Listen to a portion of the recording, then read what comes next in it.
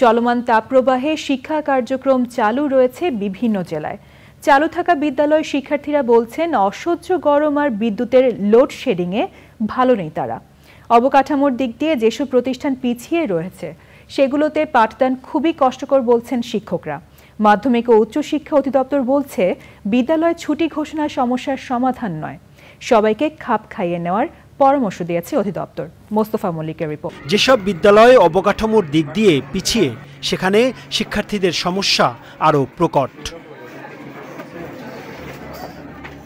কক্সবাজারের রামুর রশিদনগরের Panirchhara SHD model high স্কুলের শিক্ষার্থীরা বসছেন গাদাগাদি করে।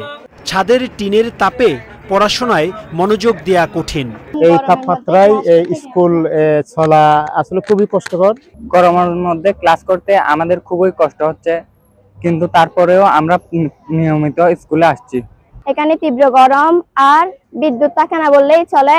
স্কুলের অবকাঠামো তেমন ভালো না, আর এক বেঞ্চে 5 জন করে বসতে হয়। কিছু এলাকার সমস্যার জন্য পুরো দেশের শিক্ষা কার্যক্রম বন্ধের পক্ষে নয় মন্ত্রণালয়, বলছেন মাধ্যমিক ও উচ্চশিক্ষা অধিদপ্তরের মহাপরিচালক।